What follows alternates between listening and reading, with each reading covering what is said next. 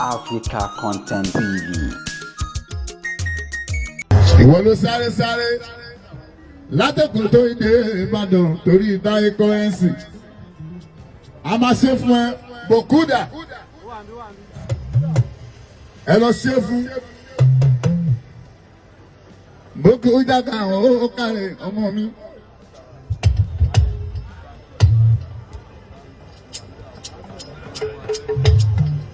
Dublin. Ó ṣe Bòkúdà ká.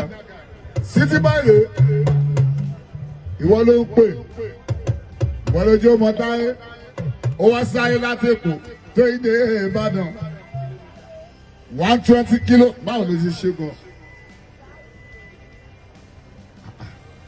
Àwọn èèyàn lẹ́mìí o ìwọ sáré bẹ́ẹ̀ ọ̀yà àwọn oníwẹ̀wé Èkó àwọn oníṣẹ́ wa máa wọkọ̀ wa àwọn náà máa rọkọ̀ àwọn ò tí ì ní mọ́tò bẹ̀tà máa wọkọ̀ wa adé máa ṣe nǹkan kan a máa ṣe nọ́mà fún ẹ bókù ẹ lọ ṣe nọ́mà fún ẹ lọ ṣe nọ́mà fún ẹ má fún ṣẹ́ẹ̀kì o cash. alómọ téèyàn bọ́lá jẹ́rẹ́ ìwàlá ọ̀la olúwa ló mọ téèyàn bọ́lá jẹ́rẹ́ ìwàlá ọ̀la.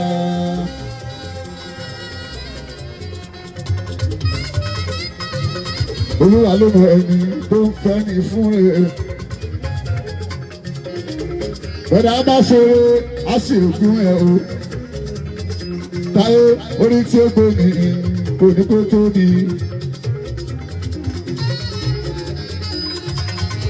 Orí bá tóbi kò ní kó gbòdì.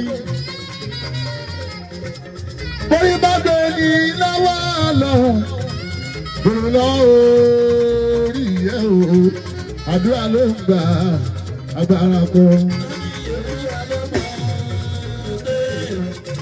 Bọ́lá jẹ́ láyé wàhálà ọ̀la olúwa ló mọ̀.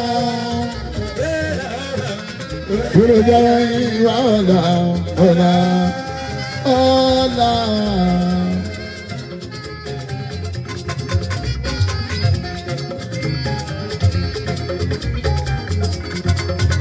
Orí bá jẹ tí o yó ìdálé kí o ti ṣẹ̀tọ́.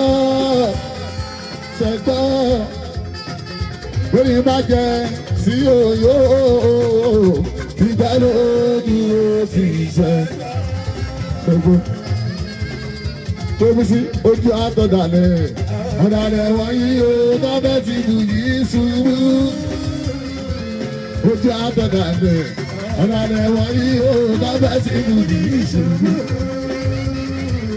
Ojú àtọ̀dàlẹ̀ orí bá jẹ tí o yó ìdálójú o ti ṣẹ́gun. Orí bá jẹ tí o yó táyé ìdálójú o ti ṣẹ́gun. Pẹ́sì ojú àtọ̀dàlẹ̀ ọ̀dàlẹ̀ wọ̀nyí o tọ́bẹ̀ ti bù yìí ṣubú. Ojú àtọ̀dàlẹ̀ o.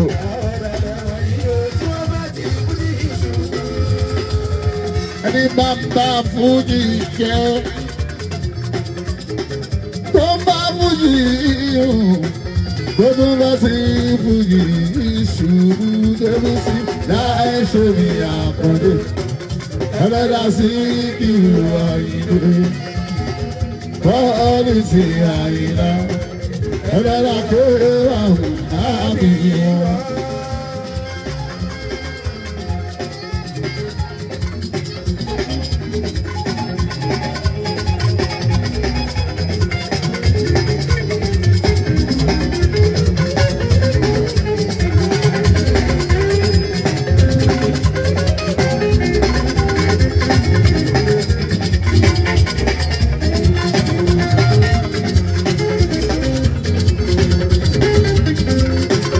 Ẹni bá ń bá fújì jẹ tó ń bá fújì mu tó tún bá ti fújì ṣubú láì ṣe mi àkàndé ẹlẹ́dà sí ìlú Àyìndé ọ̀ọ́nì tí Àyìnlá wá sí ìhùwà ìlú ẹlẹ́dà tó wà wá bí wọn.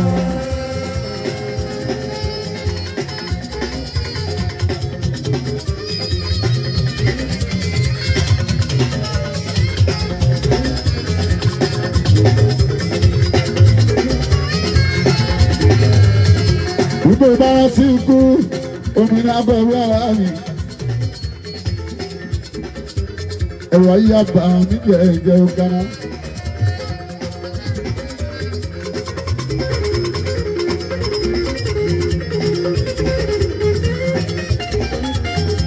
Àwọn ẹbí sí màmá rántí pé kò sẹ́ni òníra ọ̀run.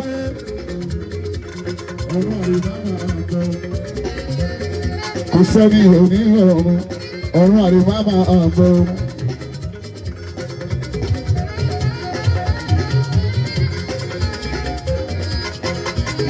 Ọlọ́run bá sájà wo yẹ kọjọ́ jìnnà síra wọn táyé. Màmá wa là ń ṣoògùn wọn lónìí. Alága Kọ́ìnì, Ayálà Wálé, olówó gbági ìkan ìlú.